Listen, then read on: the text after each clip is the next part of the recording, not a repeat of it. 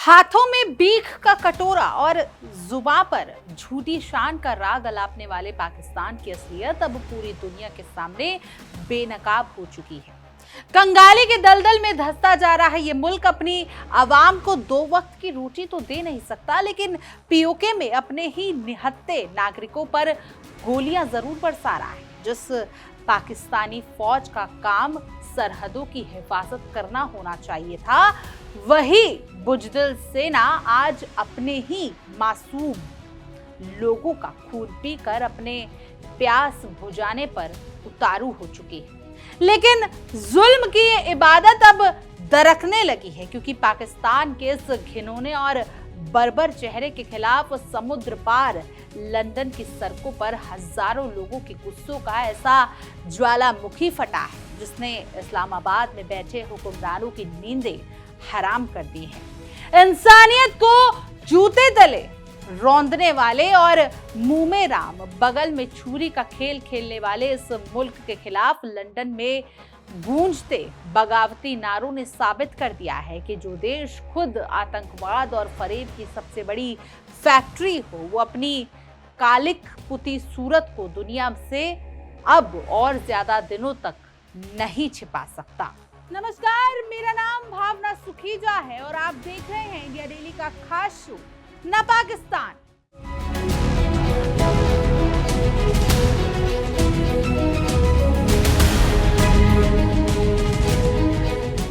पाकिस्तान की नापाक हरकतों और उसके खोखले वजूद की असलियत अब पूरी दुनिया के सामने उजागर हो चुकी है। जिन हाथों में कटोरा है, वही हाथ अब पाकिस्तान के कब्जे वाले कश्मीर यानी पीओके में मासूम का खून बहा रहे हैं।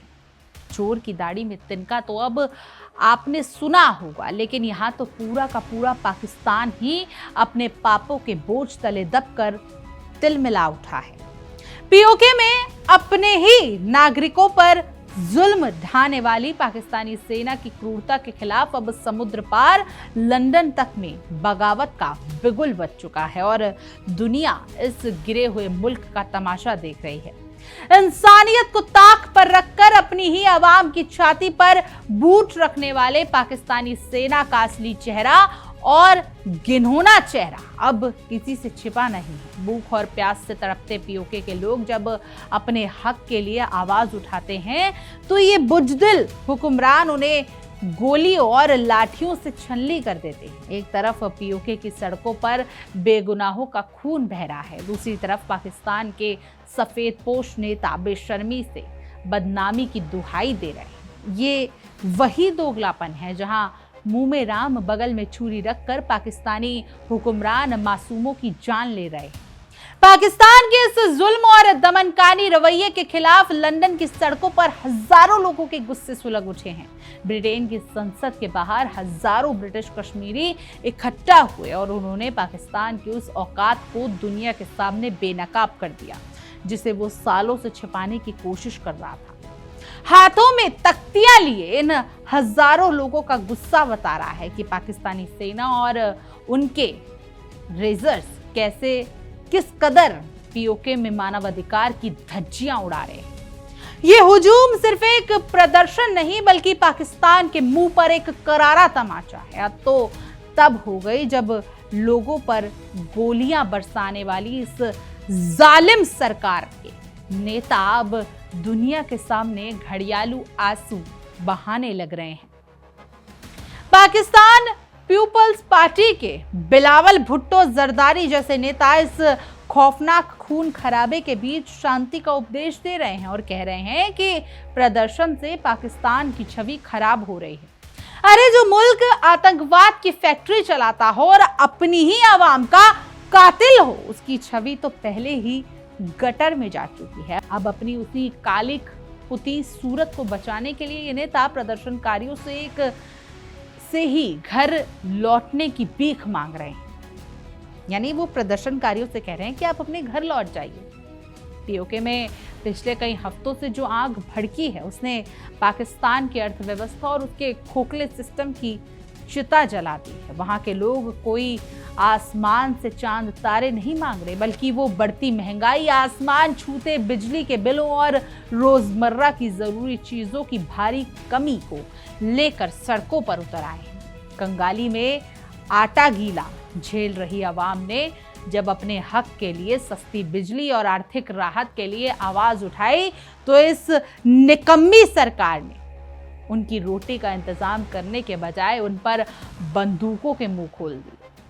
अपने हकों की मांग कर रहे इन शांतिपूर्ण प्रदर्शनकारियों की आवाज को दबाने के लिए पाकिस्तानी हुक्मरानों ने खौफनाक साजिश रची और अर्धसैनिक बलों को पीओके की सड़कों पर उतार दिया।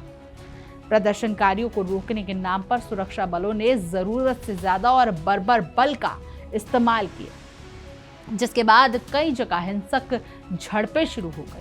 इस बुजदिल सेना ने निहत्थे नागरिकों पर जो कहर बरसाया, उसमें कई मासूम लोगों की जान चली गई और अनगिनत लोग खून से लथपथ होकर गंभीर रूप से घायल हो गए। इस जालिम पाकिस्तानी फौज की बेशर्मी का अंदाजा इस बात से लगाया जा सकता है कि उन्होंने औरतों तक को नहीं बख्शा।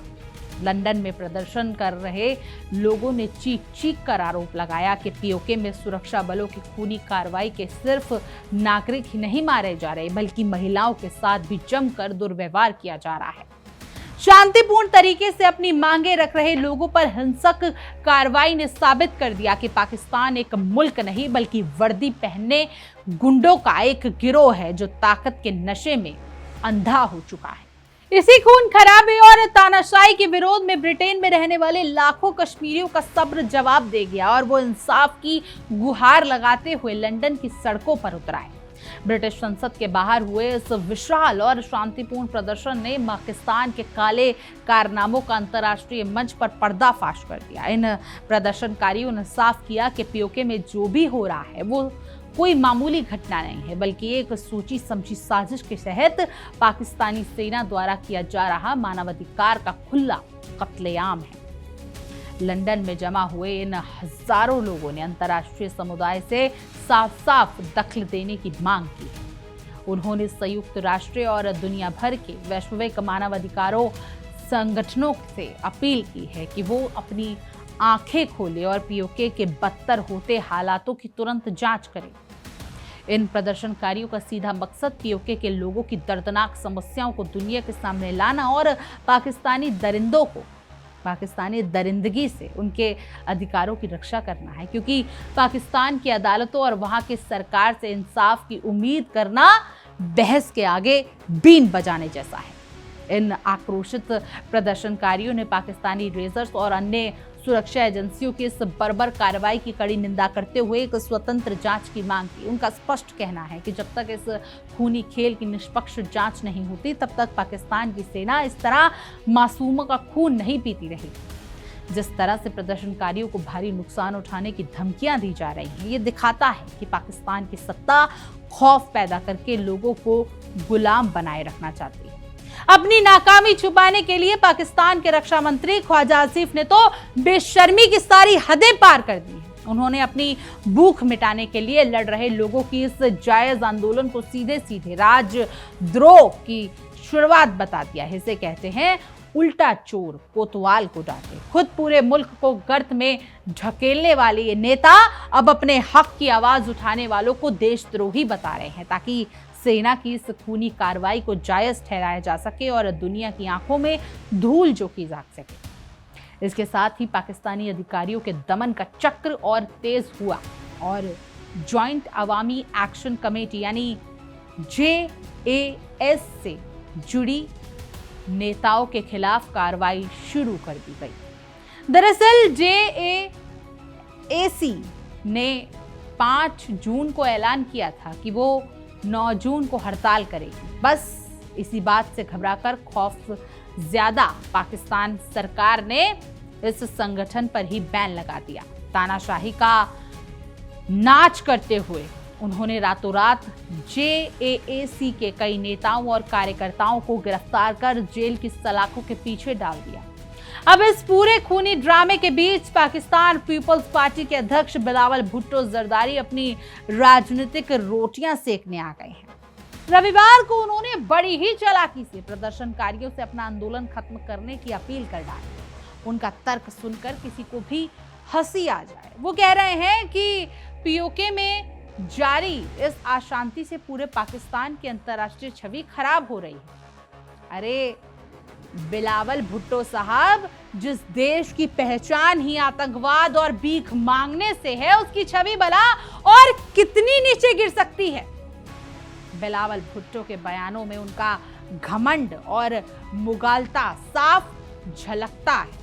वो कह रहे हैं कि ईरान और अमेरिका के बीच पाकिस्तान की मध्यस्थता से कोई समझौता होने वाला है और ऐसे समय में दुनिया की नजर पाकिस्तान पर है। ये तो वही बात हो गई बिलावल साहब, घर में नहीं है दाने, अम्मा चली बुनाने। अपने ही घर में आग लगी है, मुल्क कंगाल है, सेना अपनों को भून रही है और ये साहब अमेरिका और ईरान के बीच चौधरी बनने का सपना देख रहे हैं। पाकिस्तान के हुक्मरानों का ये दिमागी दिवालियापन सच में हैरान करने वाला है। अपनी आवाम पर गोलियां चलवाने और सरेआम किडनैपिंग करने वाले ये पाकिस्तानी नेता अब अचानक अहिंसा के पुजारी बन गए। बिलावल साहब कह रहे हैं कि राजनीतिक मुद्दों का समाधान लोकतांत्रिक, संवैधानिक और शांतिपूर्ण तरीके से होना चाहिए और ये सड़कों पर नहीं बल्कि संसद में होना चाहिए। क्या गजब का पाखंड है। जिस सरकार ने अपनी लूट, घसौट और जुल्मों से आम आदमी का जीना मुहाल करके उसे सड़कों पर उतरने के लिए मजबूर कर दिया, वो आज संविधान और लोकतंत्र का ज्ञान बांट रहा है। अपनी राजनीतिक जमीन खिसकती देख ट्रिपल पी चीफ बिलावल ने यह भी बताया कि उनकी पार्टी पहले ही चुनाव आयोग से 27 जुलाई को तय समय से पहले घोषित चुनाव कार्यक्रम को वापस लेने की मांग कर चुकी है। उन्होंने आवाम को शांत करने के लिए एक लॉलीपॉप थमाते हुए कहा कि उनकी पार्टी एक आयोग बनाने की कोशिश करेगी ताकि लोगों की शिकायतों का समाधान हो सके। लेकिन पीओके की जनता अब इन खोखले वादों और झूठे आयोगों की असलियत जान चुकी है और वो इसके झांसे में आने वाली बिल्कुल नहीं है। एक रिपोर्ट ने भी पाकिस्तान के इस झूठे प्रोपेगेंडा की पोल खोल दी है। रिपोर्ट के मुताबिक रावलाकोट और उसके आसपास के इलाकों में धरने लगातार चौथे दिन भी पूरी ताकत के साथ जारी है। मुजफ्फराबाद और कई अन्य इलाकों में तो बाजार पूरी तरीके से ठप हो चुके हैं, यानी बंद हो चुके हैं और सार्वजनिक परिवहन का पहिया कई दिनों से थमा हुआ है। कई क्षेत्रों में आंशिक हड़ताल ने पाकिस्तान की पूरी सरकार की मशीनरी को पंगु बना दिया है और यह साबित कर दिया है कि JAAC के प्रदर्शन ने सरकार की रातों की नींदें हराम कर दी है। हालात की गंभीरता और पाकिस्तान सरकार के खौफ का अंदाजा इसी बात से लगाया जा सकता है कि उन्होंने पीओके में सूचनाओं का पूरी तरह से गला घोट दिया है। रावलाकोट में रात 8:30 बजे के बाद मोबाइल सेवाएं बंद कर दी जाती हैं और इंटरनेट सर्विस तो लगातार 8वें दिन तक ठप पड़ी है। इस डिजिटल नाकेबंदी की वजह से छात्रों और आम नागरिकों का जीवन नर्क बन चुका है। सरकार की इस बुजदिली ने साफ कर दिया है कि वो दुनिया से अपना काला सच छुपाने के लिए किसी भी हद तक जा सकते हैं। पाकिस्तान की इस टूटती और बिखरती तस्वीर को देखें तो अब वहां के पूर्व नेता भी चेतावनी देने लगे हैं। MQM के संस्थापक अल्ताफ हुसैन ने भी साफ शब्दों में मांग की है कि पीओके से सेना का ये बल प्रयोग और बर्बरता तुरंत रोकी जानी चाहिए। उन्होंने साफ चेतावनी दी कि अगर यह अंधी सैन्य कार्रवाई यूं ही जारी रही तो पाकिस्तान अपनी ही कब्र खोद लेगा और उसकी बची कुची स्थिरता भी पूरी तरीके से खाक में मिल जाएगी।